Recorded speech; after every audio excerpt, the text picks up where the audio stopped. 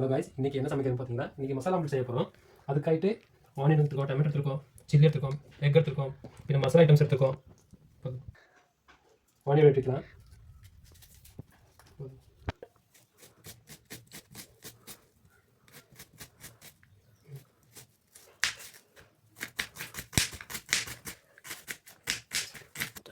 அப்புறமா ஒரு பிளேட்டில் மாற்றிக்கலாம். அப்புறமா டொமேட்டோ கட் பண்ணிக்கலாம்.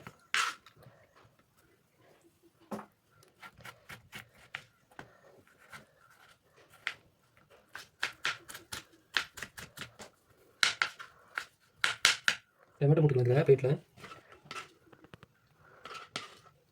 அப்புறமா சில்லி கட் பண்ணிக்கலாம். உங்களுக்கு காரம் வேணும்னா எக்ஸ்ட்ரா போட்டுக்கலாம். சில்லி ஒரு பிளேட்டில் போட்டுக்கலாம்.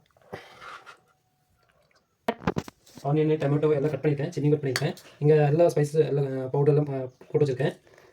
அப்புறமா ஒரு முட்டை உடச்சிக்கலாம். இல்லை ஒரு பவுலில் போட்டுக்கலாம். அப்புறமா நாங்கள் சாப் பண்ணி வச்சுருக்கோம் ஆனியன், அதை சேர்த்துக்கலாம். அப்புறமா டொமேட்டோ, சில்லி, அப்புறமா சில்லி பொடி போட்டுக்கலாம். அப்படியே டர்மரிக் போட்டுக்கலாம், கரம் மசாலா போட்டுக்கலாம், கொஞ்சோண்டு சால்ட் போட்டு உங்களுக்கு எக்ஸ்ட்ரா வேணால் போட்டுக்கோங்க. அப்புறமா மிக்ஸ் பண்ணிக்கலாம்.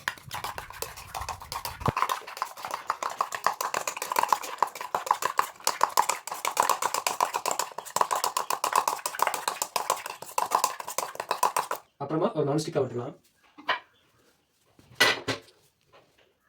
இப்போ கேஸ் ஆன் பண்ணிக்கலாம். இது கொஞ்சம் சூடாகட்டும். எண்ணெய் ஊற்றிக்கலாம்.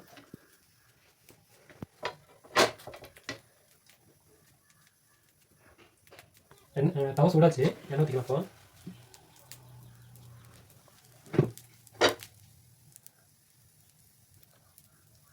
இப்போ நம்ம மிக்ஸ் பண்ணி வச்சுக்கலாம் மசாலா எடுத்து முட்டைலாம் ஆனியன் எல்லாம் இதெல்லாம் போட்டுக்கலாம்.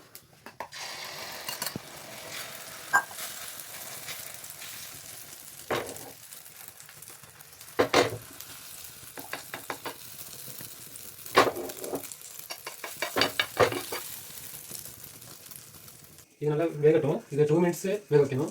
அப்புறமா நமக்கு ஸ்டார்டிங்கில் எடுக்கலாம். தோசை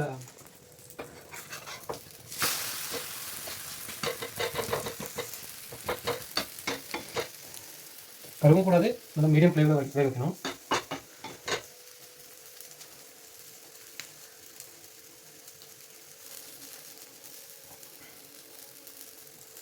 பற்றி இது போட்டுக்கலாம். ஒரு பிளேட்டில் மாற்றிக்கலாம். போடுக்கலாம்.